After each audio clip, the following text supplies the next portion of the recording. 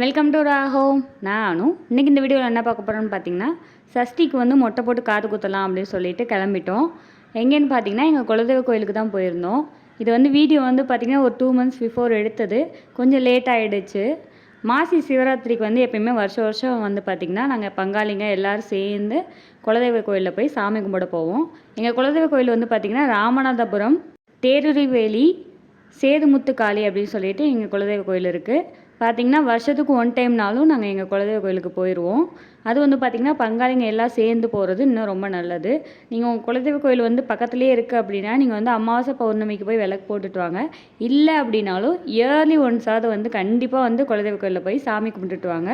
அதுவும் பார்த்திங்கன்னா குடும்பத்தில் உள்ள எல்லாரும் போங்க. அது இன்னும் ரொம்ப நல்லது கோயிலுக்கு போயிட்டு வர்றது. அப்புறம் பார்த்திங்கன்னா கோயிலில் போயிட்டு காது குத்தலாம் அப்படின்னு சொல்லிட்டு அம்மாக்கிட்ட கேட்டோம். அம்மா வந்து ஓகே சொல்லிட்டாங்க. ஏன்னா அம்மா தான் வந்து தோடு இதெல்லாம் எடுத்துகிட்டு வருவாங்க இல்லைங்களா, அதனால் அம்மாக்கிட்ட கேட்டுட்டு தான் வந்து ஃபங்க்ஷன் வந்து வச்சோம். இதுதான் வந்து எங்கள் கோயில். பார்த்திங்கன்னா சுற்றி வந்து பார்த்திங்கன்னா நல்லா வந்து பீஸ்ஃபுல்லாக இருக்கும். மைண்ட் வந்து சூப்பராக இருக்கும். இங்கே கோயிலுக்கு போயிட்டு வந்தோம் அப்படின்னா, இங்கே வருஷத்துக்கு ஒரு தடவை போகிறோம். மாசி ஆகிடுச்சு அப்படின்னாவே அப்பா எப்போ கோயிலுக்கு போகலாம் அப்படின்ற மாதிரி தான் இருக்கும். ஏன்னா ஒன் டே வந்து நல்லா ஃபன்னாக போகும். எங்கள் ஃபேமிலியில் எல்லோரும் வந்து பார்த்திங்கன்னா நல்லா வேனில் டான்ஸ் ஆடிட்டு அப்புறம் பார்த்திங்கன்னா கோயிலுக்குள்ளேயும் போயிட்டு ரொம்ப நல்லா ஜாலியாக பேசிக்கிட்டு டைம் எப்படி போகுதுன்னே தெரியாது, அந்த மாதிரி இருக்கும். பார்த்திங்கன்னா தம்பி வந்து அப்படியே அப்பாவி மாதிரி உட்காந்துருந்தான் மொட்டை போட்டுட்டு வரும்போது. என்னடா எல்லோரும் என்னை சுற்றியே நிற்கிறீங்க, என்னடா பண்ண போகிறீங்க அப்படின்ற மாதிரி. அப்புறம் பார்த்திங்கன்னா காது குத்திட்டு ரொம்ப அழுதுட்டு இருந்தான். ஏன்னா 5 months தான் ஆச்சு தம்பிக்கு. பட் வந்து எங்கள் கோயிலுக்கு எப்போ போகிறோமோ அப்போ வந்து குழந்தைய தூக்கிட்டு போகிறோம்னா மொட்டை போடாமல் கூட்டிகிட்டு வர முடியாது. அவ்வளோ சக்தி வாய்ந்த தெய்வம்.